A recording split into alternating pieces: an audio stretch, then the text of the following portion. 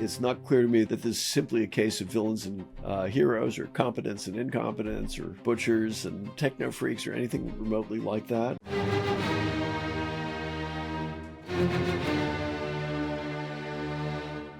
Welcome to Shield of the Republic, a podcast sponsored by the Bulwark and the Miller Center of Public Affairs at the University of Virginia. I'm Eric Edelman, counselor at the Center for Strategic and Budgetary Assessments, non-resident fellow at the Miller Center, and a Bulwark contributor. I'm joined by my partner in all things strategery, Eliot Cohen, professor emeritus of Johns Hopkins School of Advanced International Studies and a contributing writer to The Atlantic. Eliot, you're back from the Great White Wasteland in Canada. How was your trip? It was fabulous. The scenery is just spectacular. We took this train that goes across the Rockies, double decker, so glass top. But we also spent a lot of time in a number of towns. And then we ended up in Vancouver, which was glorious. And it wrapped it all up with afternoon tea at the Empress Hotel in Victoria, which I recommend to you. One highlight was one day at Lake Louise, while I was nursing my aching knees after a hike up to a mountain tea house. Somebody comes up to me and says, "Do you do a podcast?" And I said, "I listen to Shield of the Republic every week." And turned out it was one of our devoted listeners from Palo Alto, I believe. And I apologize, I've forgotten your name, but I appreciated that. I have to say, Eric, the only downside was I returned from this truly idyllic trip. And what do I encounter? A model of one of OpenAI's artificial intelligence models breaks loose and begins hacking into all kinds of companies. There's an outbreak of cyclopsoriasis, whatever that is, so that it turns out lettuce will kill you. And, Cyclospora, and cyclospora. And the video clip that everybody is watching is the way that orcas hunt sunfish, which it turns out one grabs it by the tail and the other hurtles into it, smashing it into hundreds of little pieces. And that did kind of make me wish I was still back in Western Canada. But here I am. So I have two pieces of jackassery. One is Donald Trump announced that he was going to impose 50% tariffs on Canada, the original rationale being all the smoke that was pouring into the East Coast after having first covered a good part of Eastern Canada, including Toronto, as a result of these wildfires in Canada, which are enormous. And that this was somehow punishment for them for not taking care of their forests. Now, he's probably not aware that I believe the statistic is that the Canadian forests are 7 times the size of all of our national parks combined.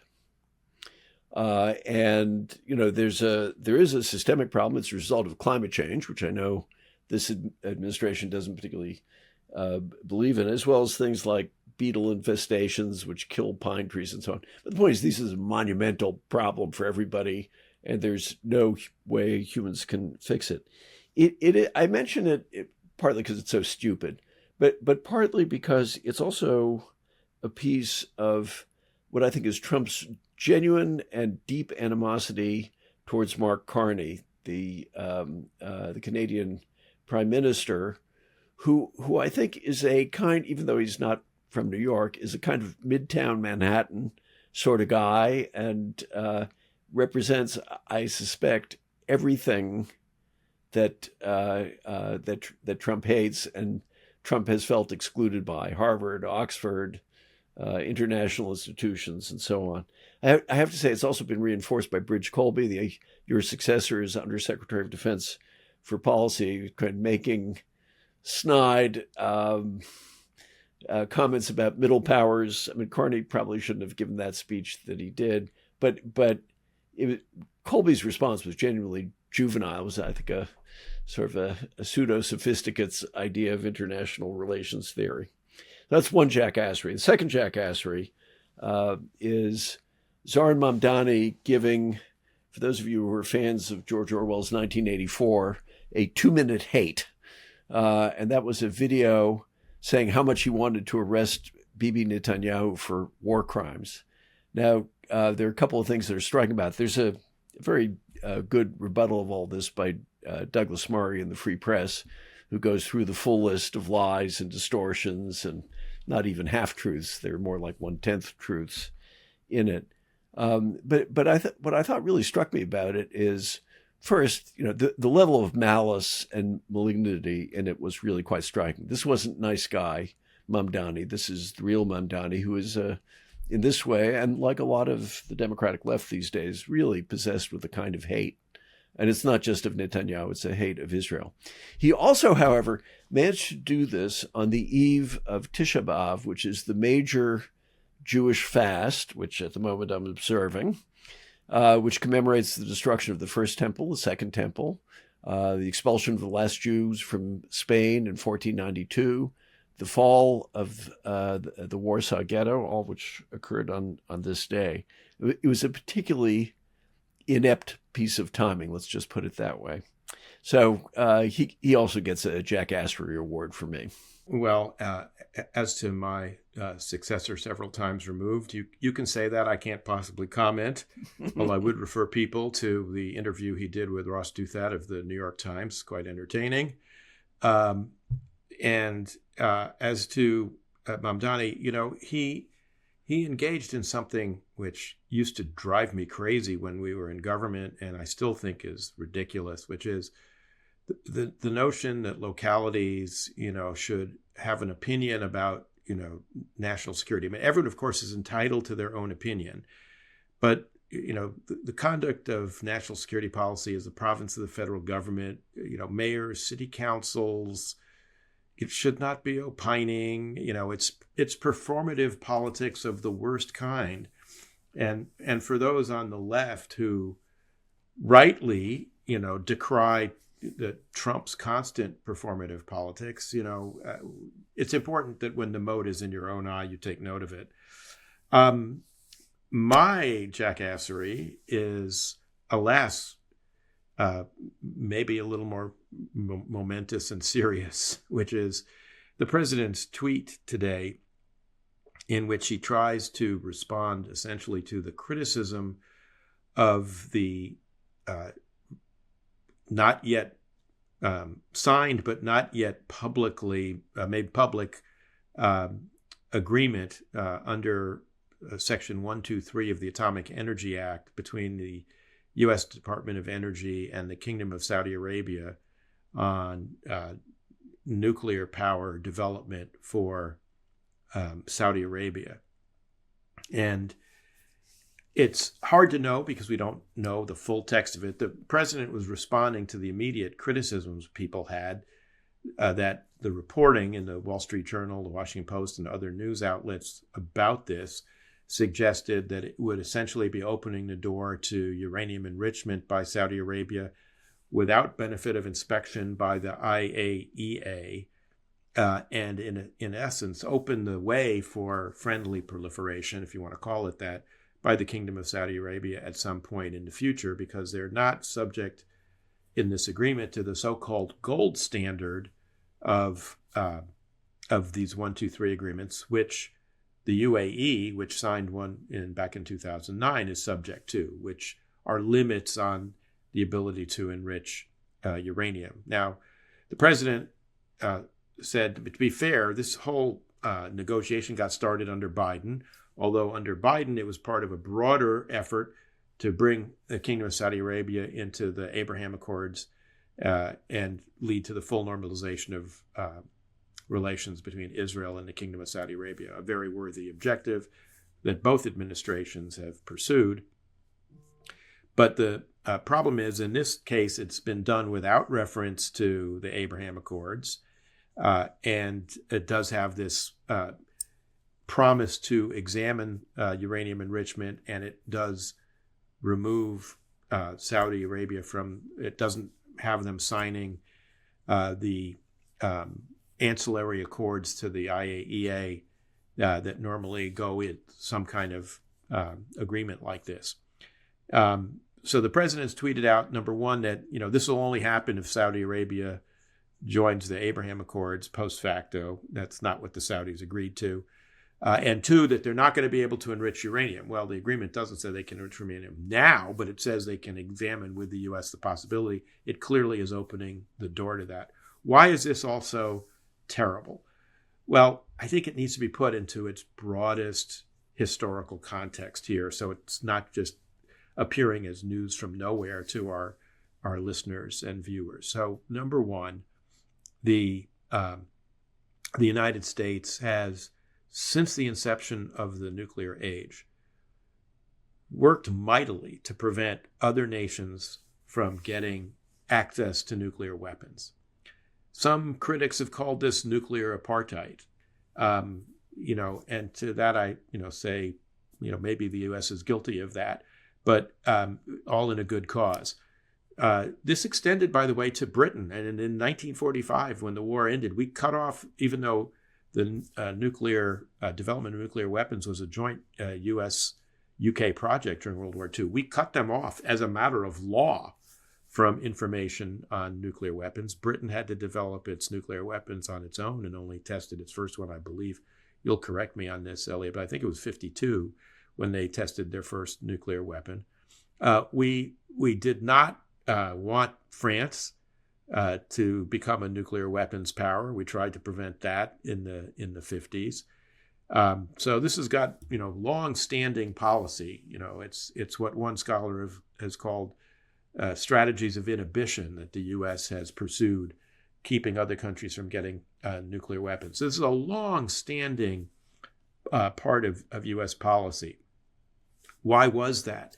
Well, in part, it's because people who worked in the early days on nuclear deterrence and nuclear strategy, including my predecessor, several times removed as Undersecretary of Defense for Policy, Freddie Clay and Bernard Brodie and some of the other great names, in the late 1950s at Rand, discovered what they called the nth country problem, which was, it's kind of understandable how you could have a nuclear standoff, a stable deterrence between two nuclear powers, but once you enter other powers into this three powers, much less 4, 5, 6, 7, 8, 9, this becomes a much less stable proposition, because how countries react to one another is unclear in certain circumstances.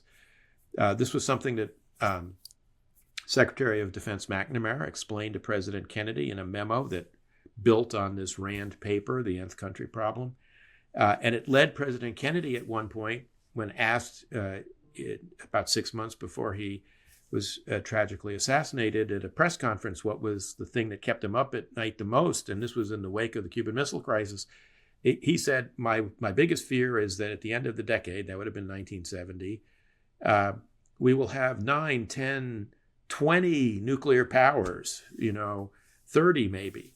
And in fact, we're 60 years on from the Cuban Missile Crisis plus, and we only have 9 nuclear weapons powers. And that's because there's been a tremendous effort to prevent other states from getting nuclear weapons. Part of that has been U.S. security guarantees, our NATO treaty, our bilateral treaty with other countries, which were premised on a tacit bargain. We will extend our nuclear umbrella over you if you forego nuclear weapons. And that was important in East Asia. And Japan, as a matter of its constitution, forswore the development of nuclear weapons.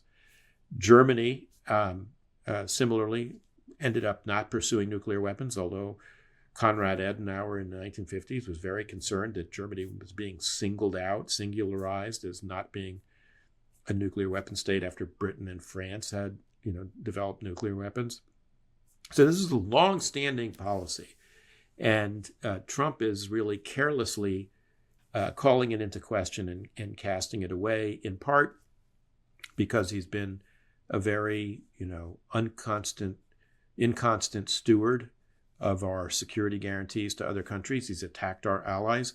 He's now launched a war against Iran that has demonstrated he's not completely capable of protecting our Gulf allies from Iranian attacks. We don't know. We'll get to that subject in a few minutes, but from their point of view, he may well walk away from this, leave them to wrestle with Iran on their own, in which case they may, want their own nuclear weapons. And this was I think, an example of what happens when you've got no process in government that will inform senior leaders of traditional policies, why they're there, the reasons for them, and the second and third order consequences of decisions you're making on the fly.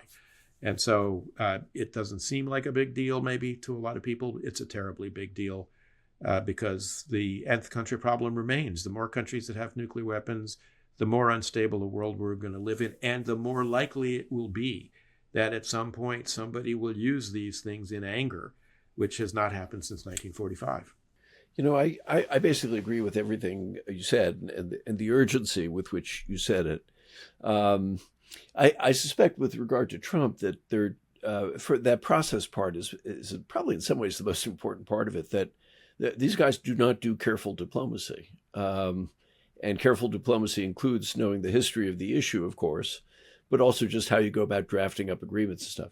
I suspect also that he did not view this in the context so much of nuclear proliferation and nuclear issues in general as of the Gulf, and a situation where the Saudis now find themselves, blockaded at two ends, both the Strait of Hormuz and the Bab el-Mandeb. Now, the other thing I would say is, on the one hand, we did have a lot of success in counter-proliferation, not entirely. The French still got weapons. We did lean on the Israelis pretty hard at one point, but we weren't able to prevent that. On the other hand, in retrospect, when we North look at Korea, it, Pakistan, and India. Well, right. But, successes were countries like Argentina, South Korea, Taiwan, maybe even Sweden. So Iraq. Iraq, the Israelis gave us some help with that at one stage, and then we finished the job. Nuclear proliferation to responsible governments has not been such a bad thing. The problem is it doesn't stop there. But am I unhappy that there's a French or British nuclear deterrent? No. And actually, I'd like the British nuclear deterrent to be modernized in the way the French deterrent is. Not because it can substitute for us, but because it increases uncertainty on the part of the Russians. I also think, and by the way, we've been infinitely more responsible than, say, the Russians and the Chinese, who, when you look at the history of the North Korean program, they got a reactor, and it was a reactor without safeguards, which has then allowed them to proceed. And there are Chinese-Pakistani questions as well.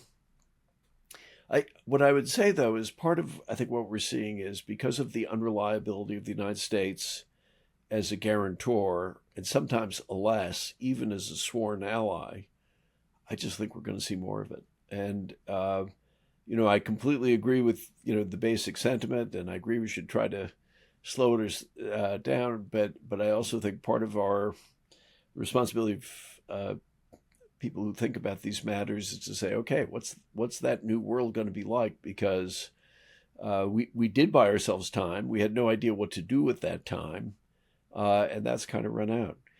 We should probably move on. I guess the first issue that I'd like to raise with you is somebody who we both knew, who just passed away, and that's Senator Lindsey Graham.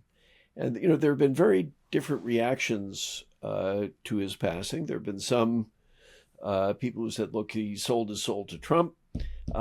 It's a shameful degradation of a guy who was a close friend of two pretty principled politicians, Joe Lieberman and John McCain. You and I both had the privilege of traveling with all three of them on more than one occasion. Then there are others who say, okay, yeah, he compromised some of his principles, but the result is he exercised some real influence on policy, particularly on Ukraine, which he had just come back from. So I'm curious, where do you fall out on that spectrum? I have my own views, but I'm curious to hear yours. Yeah, I discussed this with our colleague Mona Charan on her show, last week.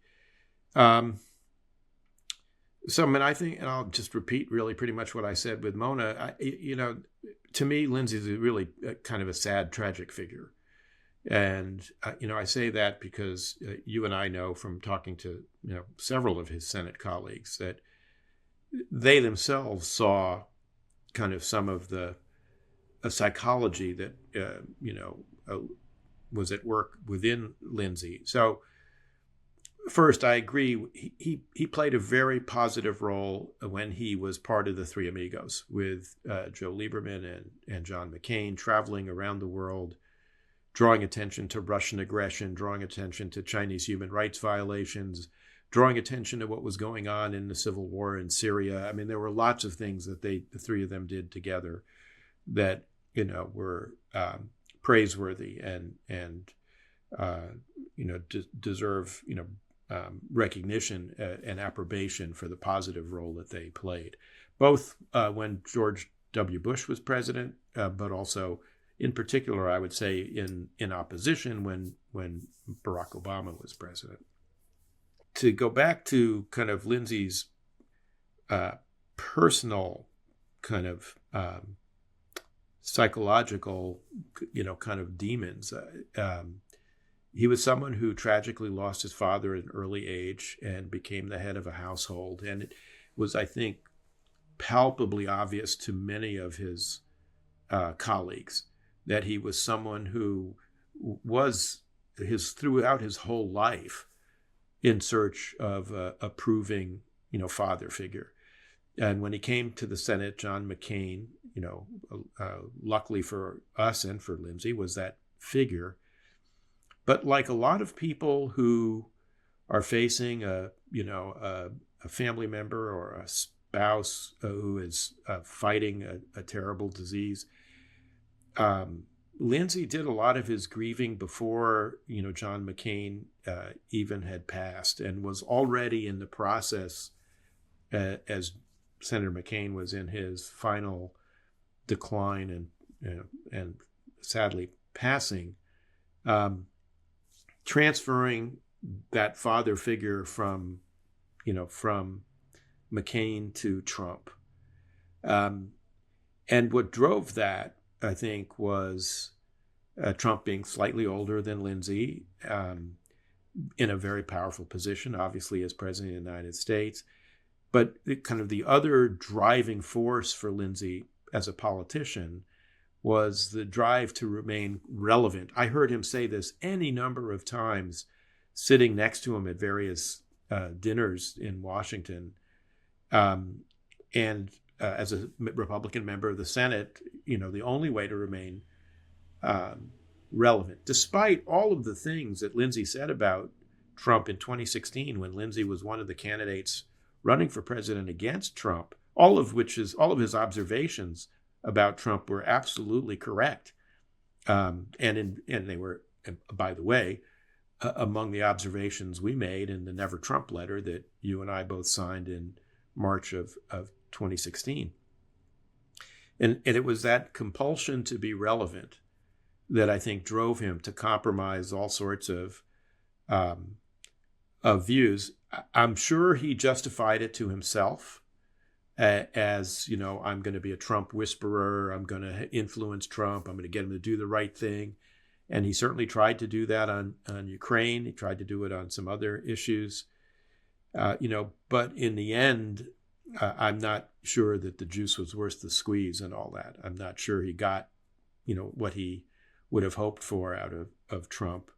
And I think the price he will have paid is that his legacy and his reputation will end up being much diminished by the last decade of his political life. So first, I think you're spot on about that quest for a father figure, and McCain really was that to him. And I think there is something to the idea that he sort of shifted some of that to Trump. I think that quest to be relevant, that's not just active politicians, but you and I both know a lot of former senior officials who, unlike the two of us, who are perfectly happy just to pick up our slingshots and try to take out windows here and there actually want to continue to play. There's a great virtue in being irrelevant. Yeah, there is. It's called intellectual independence and integrity. But I guess I come out slightly differently in the end. I think there were two different pieces about him, which I was very struck by. One, both by friends of ours, Ann Applebaum in The Atlantic, Bret Stephens in the New York Times, and being very critical, I think. Bret Stephens actually being much more retrospectively approving, saying, look, yeah, I took these principled stands and had absolutely no influence. He had some. Here's my take. I think it was partially rationalization, but it was partly real. I do think he moved Trump on Ukraine. I don't think that people like you and I, have stepped back enough to appreciate that we have not ended up where so many Trump critics, and I don't mean the crazy ones, I mean the perfectly sane ones, thought we were going to end up with Trump ramming a truly awful deal down Ukraine's throat. And instead we're in a much, much better place than I think most of us, very much myself included, thought we'd ever be. I think Lindsey Graham played a role in that. I also think there's a bit of a tell in that Trump's reaction to Graham's passing had the feel actually of genuine emotion and of genuine loss. And I suspect that that's somehow real. I mean, I don't want to go too far into Trump's psyche, but just the things he said, the way he said it were, when people asked him about who should succeed him, he said, it's too soon for that. I mean, I'm grieving about this. I think there was somewhere in there some genuine sense of loss. The way I frame it is this. I think Lindsey did what he did for the mixed motives that we've discussed. I think he achieved some of the influence that he wanted to achieve. And that's, that phenomenon is not an uncommon one. The problem is, you pay I don't want to sound too mystical, have a psychic or a spiritual or an ethical price for it. You sell a little piece of your soul. And the fact that you sell a little piece of your soul or you lose a little piece of your soul doesn't mean that you don't accomplish anything. It's not the case you sell your soul and you get nothing. He achieved something worthy of achievement, but the price was one that I think is a very, very heavy one that, you and I would not be willing to pay, but other people could see the argument for paying. Yeah, I hear that. I guess I think it's a little early to tell where we really are with Trump and Ukraine. And I'm more inclined to, Lindsey may have had some influence. I think it was pretty marginal. I think the thing that's changed Trump on Ukraine more than anything else has been Ukrainian success. Yeah, I wouldn't argue. And that Trump, he likes a winner, and right now, kind of Ukraine is more or less winning on the battlefield, which is probably a good point for us to turn to Ukraine. I mean, because there's some pretty dramatic events going on in Kyiv right now, and I wonder if you want to talk a little bit about what's gone on there, because it goes to issues of civil military affairs close to both of our hearts. Yeah, I'll just add one little thought about Lindsey Graham and Ukraine. Trump needs to have somebody telling him that the Ukrainians are winning, because he won't know it on his own. And I suspect that that's what Graham did. So the issue in Ukraine recently is Mikhail Fedorov, the defense minister in his, I think, mid to late 30s, who had been kind of a key figure in the development of Ukrainian high tech, got into a real standoff with General Alexander Syrskyi, age 60, who's been the commander-in-chief throughout most of the war. Zelensky resolved it by firing Fedorov. You had a series of public demonstrations. You had senior general officers, openly dissenting from this. Zelensky turned around and fired Syrskyi, and has replaced him with a general in his early 40s named Mikhailo Drapki, who is very much of the new generation of Ukrainian generals, much more high tech, I think much more in line with Fedorov's vision, which was built around unmanned systems and so on. And it remains to be seen if it's possible that Fedorov may come back as defense minister or in some other position. So, there's a lot of reaction in the press about, oh, this is terrible, that, this kind of internal divisiveness and so on. And I'm not so sure. My feeling is we shouldn't judge this as a civil military relations episode against the standard of, say, the United States today. Well-established democracy, well-established norms, and all that. This is a relatively new democratic state that's been fighting this absolutely grueling war for 4 years, in which there's been an enormous amount of change. It's entirely possible that a general officer who was very effective for the first part of the war is no longer effective, among other things. I think one of the things that is often underestimated is the extent to which waging a prolonged war takes an enormous physical and psychological toll on the people who are in charge. And nobody wants to admit it, nobody wants to show it, but it's profoundly true. But Syrskyi was the last generation that was trained by the Soviets. He was very good of that kind. He had a reputation for being insensitive to losses, which may not have been appropriate. And as I was mentioning to you in the green room, it got me thinking about a book that I reached for after my Canadian visit, including the visit to the military museum. It's by Tim Cook, who unfortunately died young this past year, who'd been the chief historian of the Canadian War Museum.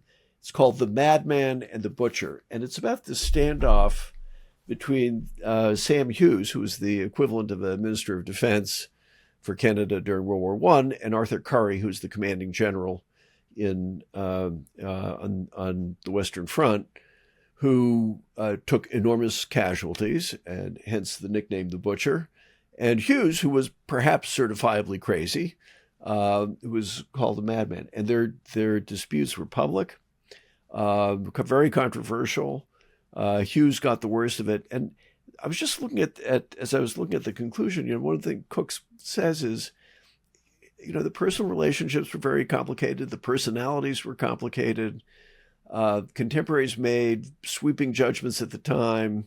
Historians, usually against Hughes in favor of Currie, although that changes as the full weight of the losses sunk in. And by the way, Canada was taking per capita far heavier losses than we took during either World War.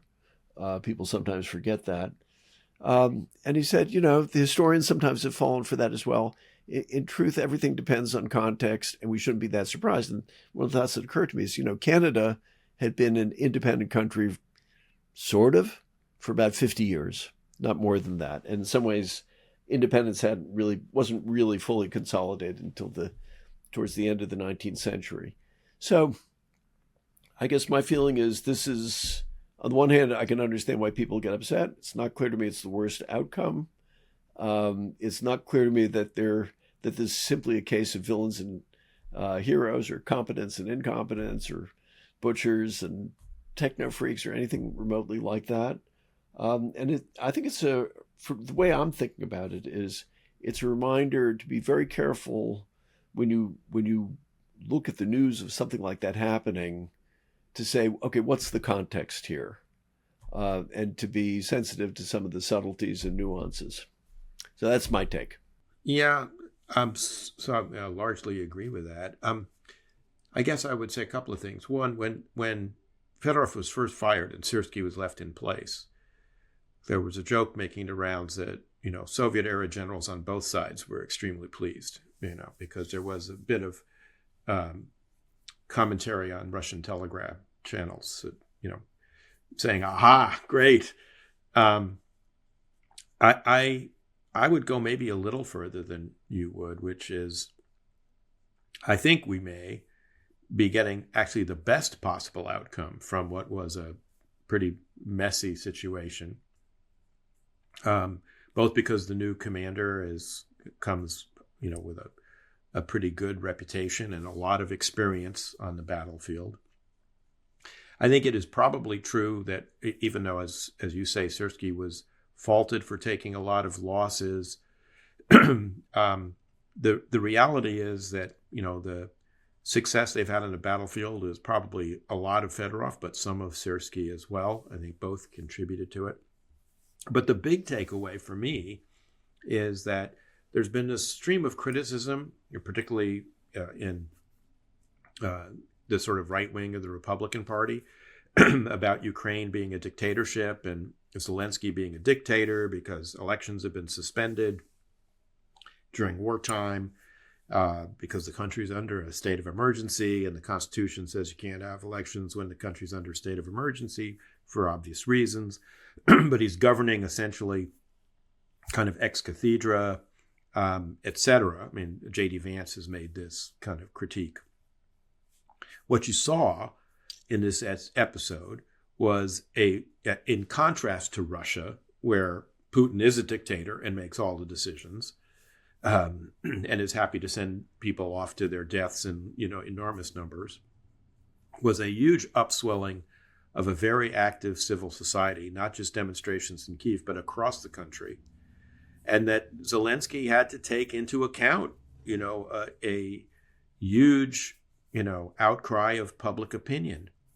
And Zelensky's got many very good qualities, as a war leader. One of his less good qualities is that he's very paranoid about potential future, rivals. I mean, that's how General Zaluzhny, the first, commander, unfortunately, fell out of favor with Zelensky because he looked like he might be emerging as a rival. Same was true of Fedorov. But even with all of that, he's been forced to now try and either give Fedorov some other position, although it appears that Fedorov will only accept being Minister of Defense. So we don't know how it will all work out.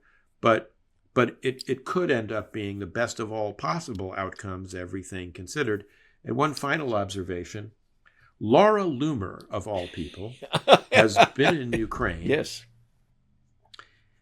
And to our point earlier in our conversation about Trump's changing point of view on Ukraine, and despite all of her earlier criticisms of Ukraine, of the variety that I described, she's recanting all of that in real time and talking about what's happening in Ukraine and the heroism of the Ukrainian people and standing up to Russia, et cetera.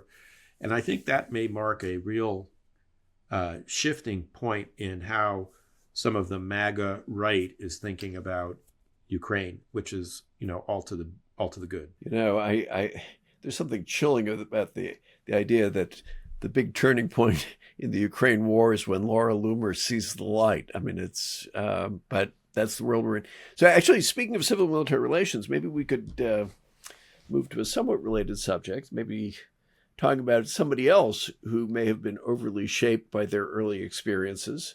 And that's Pete Hegseth, showing up on Capitol Hill, not getting such a great reception when he asked for a supplemental to cover the costs of the Iran war. I know you that's one that you've been following very closely, and what I'd like to hear what your view of that, because it sounded to me like he got handled pretty roughly.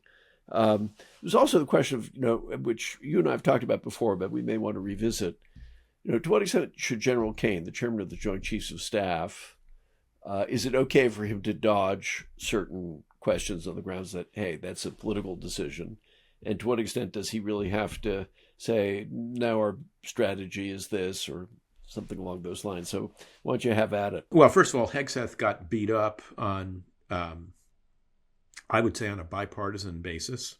And I think this is a real, a huge problem for the administration, because the president has been threatening and said today in a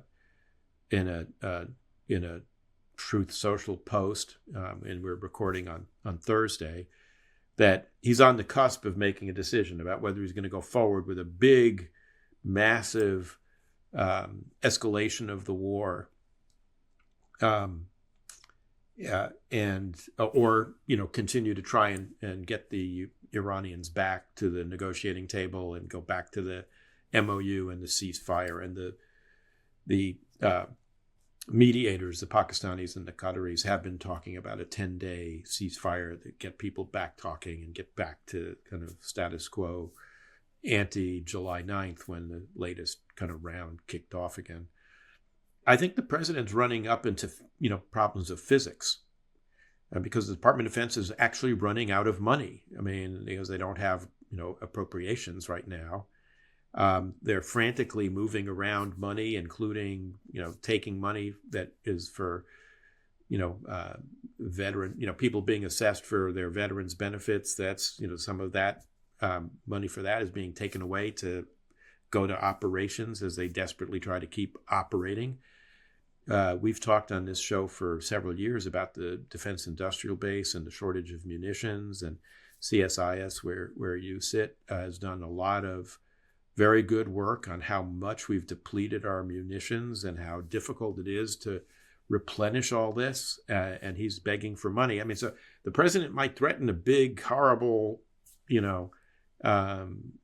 escalation to scare the Iranians, but the Iranians are, if anything, follow U.S. politics more closely than most American citizens do.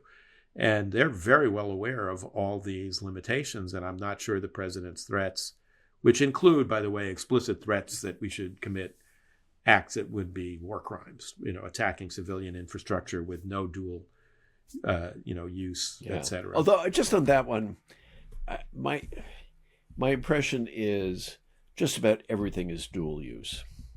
I mean, you can a good lawyer will construct that case. I would point out, by the way, the Ukrainians have now begun attacking the Russian equivalent of Amazon on the grounds that there's lots of stuff that gets shipped to Russian soldiers, which is true.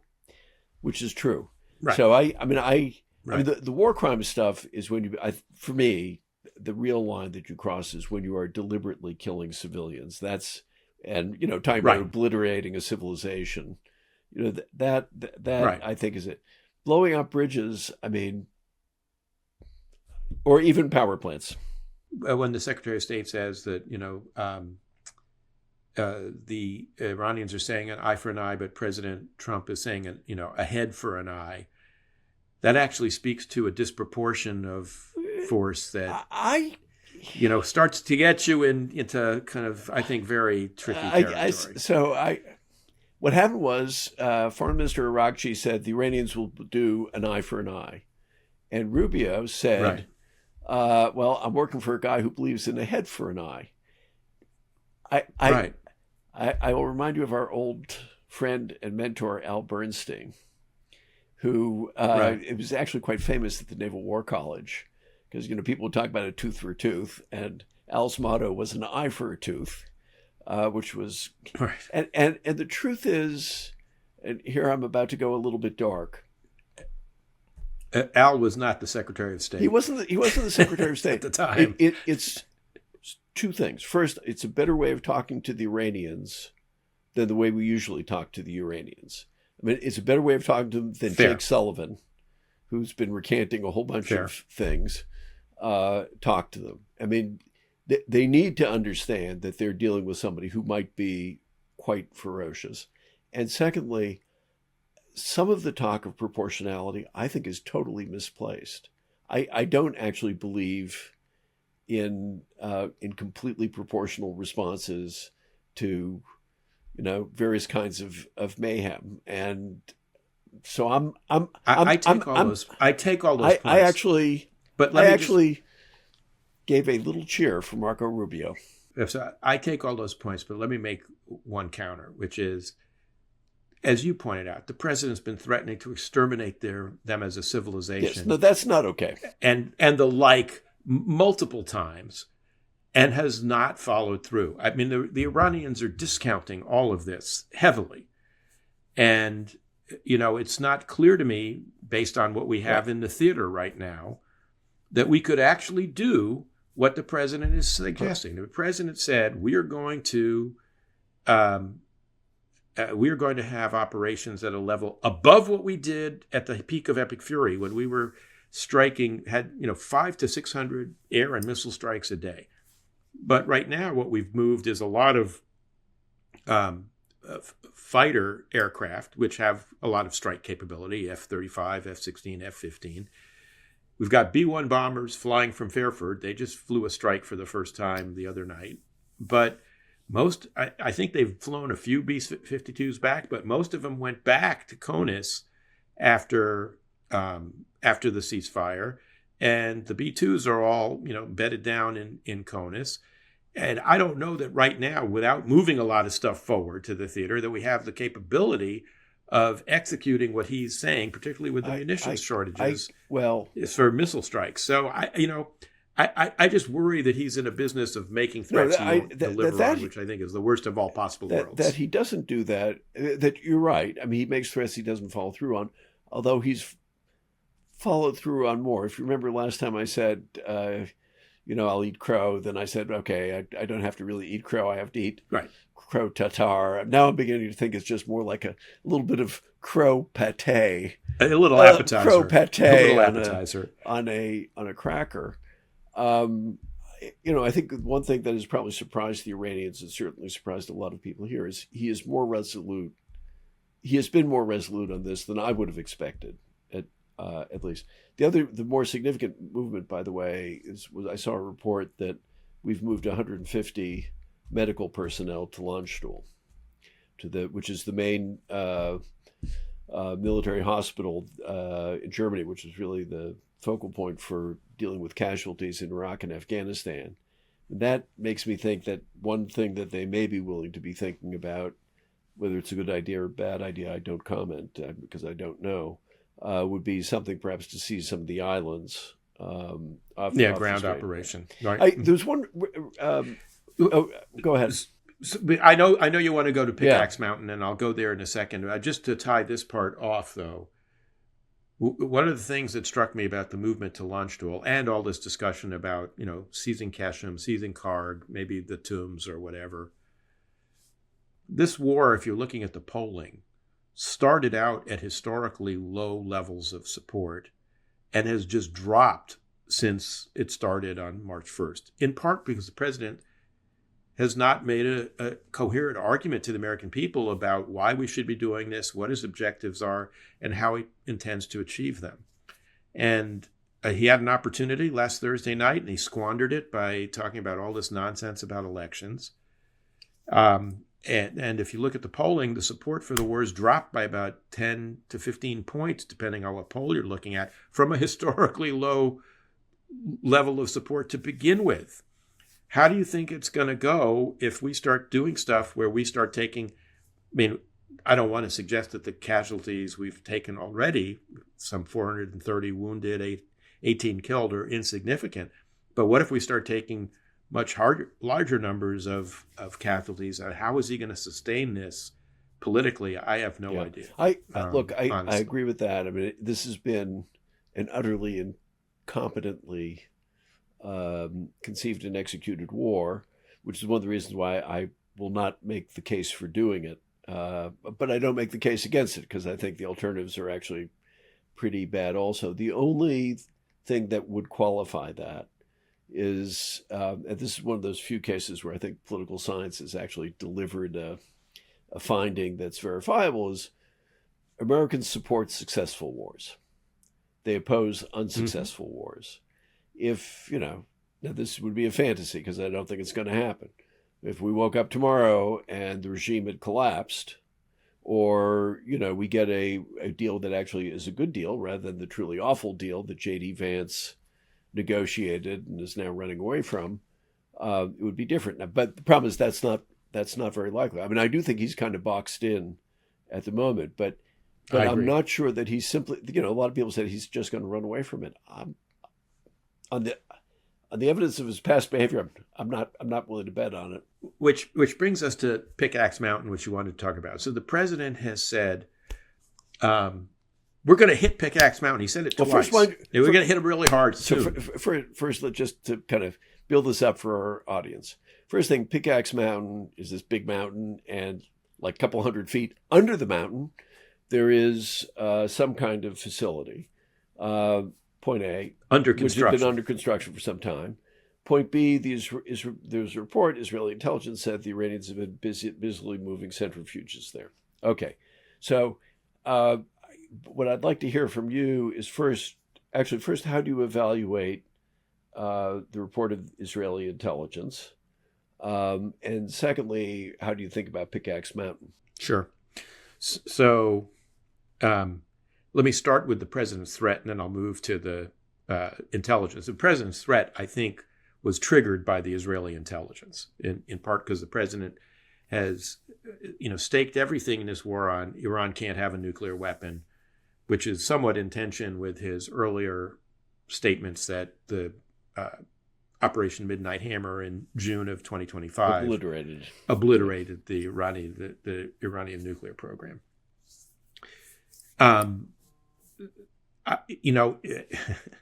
There's a part of me that would like to think that if Donald Trump were kind of normal president, this would be a feint, and that what he's trying to do is draw a lot of the limited air and missile defense assets that Iran has to Pickaxe Mountain, because we got some other target that is the real center of gravity of the Iranian effort, and that's what we're really going to hit.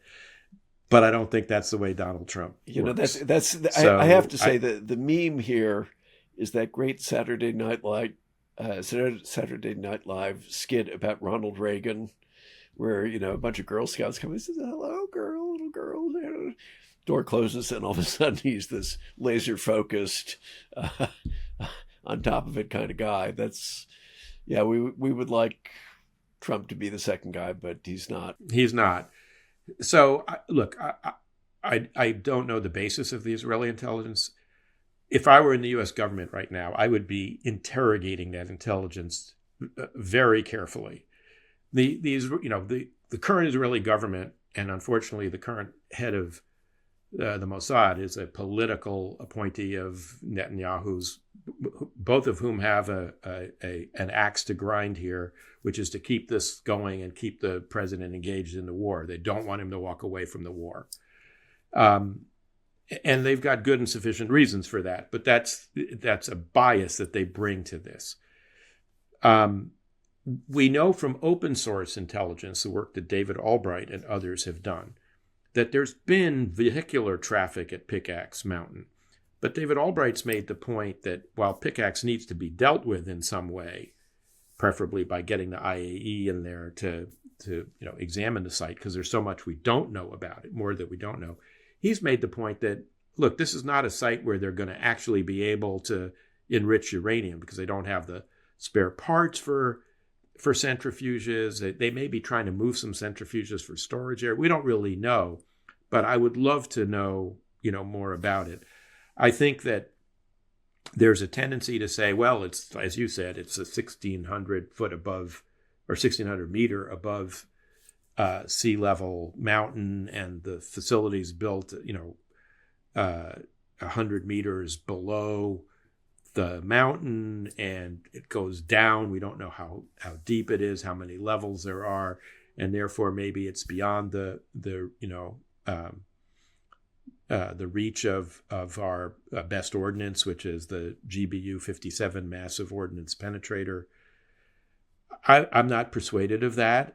I think the intelligence community may know some things that would allow them to use the MOP. There are also some tactics, techniques, and procedures that you could use this weapon, even if you don't know all the schematics of it.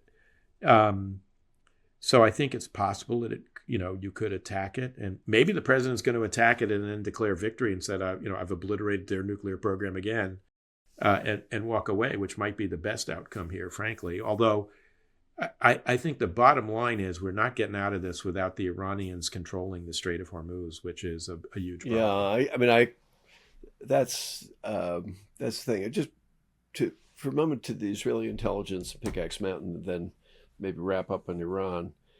I think whenever you get foreign intelligence, the first question that you're going to ask is, are people trying to manipulate us? You and I both remember a major episode that we spent a lot of time on, where some of the initial intelligence came from a foreign source, and there was an enormous amount of skepticism that it was a foreign government trying to manipulate us, and it turned out not to be so. And the truth is, foreign governments, sometimes they're just not very good. I think we might want to think back on the curveball intelligence from the Germans about the Iraqi program. Sometimes they are right, and we're not inclined to listen. But I think that the main point that I would just urge on all our viewers, whenever you see a report in the newspapers that intelligence has discovered X, Y, and Z, that it benefits somebody to have leaked this, and no matter, and even if something has not been leaked, you always have to interrogate it. That's the obligation of any policymaker, of any observer, is never to take any of this stuff as gospel. On the Strait of Hormuz, I agree completely. What strikes me is that even people like David Ignatius, who are usually fairly dovish, I think, have been saying, look, what we ought to do is just maintain this blockade on the Iranians, because it's not acceptable in the long run for them to have some control of the Strait. And I'm actually more inclined to think that we're going to end up with something like that. Now, could be at the price of a lot of damage. I think the Iranians are afraid of that. And that's one of the reasons why they've unleashed the Houthis. I agree with that. But I think where this may be going is, so the Iranians want to get back to the MOU and their interpretation of it, which is that they get to control the Strait, which frankly is a pretty fair reading of the language as it stands. I know that the Americans believe there were side deals and that they have a different interpretation, but if you just read the language in English of Article 5 of the 14-point MOU, it pretty much says Iran is in charge of the Strait. That's what they want to get back to. So my suspicion is no matter where this goes, whether we end up with some escalation for a period of time, which I think will be limited by the physics, as we said earlier, and the money, or whether we get back to sooner rather than later to a 10-day ceasefire and we're back discussing these things, we're likely to see a continuation of this for some time. That is to say, this, contestation over who controls the Strait, with the Iranians periodically, hitting ships, and we're periodically hitting their coastline. I was struck by a comment by our former colleague, Mark Montgomery, who was policy director of the SASC, but a retired Navy Rear Admiral, saying it would take weeks of operations at the level that we've been seeing for the last 12 days before you could even start to think about escort operations, and I think even that may be optimistic. Right. And you and I discussed anyway the limitations on our ability to do escort because of building decisions we made. We're running out of time, and there's so much more to talk about. Where did the $13 billion that the United States has taken of Venezuelan oil? Where'd the money go? Are we going to actually go into Mali to replace the Russians who replaced the French to deal with Al Qaeda there, all of whom have failed? A lot to talk about.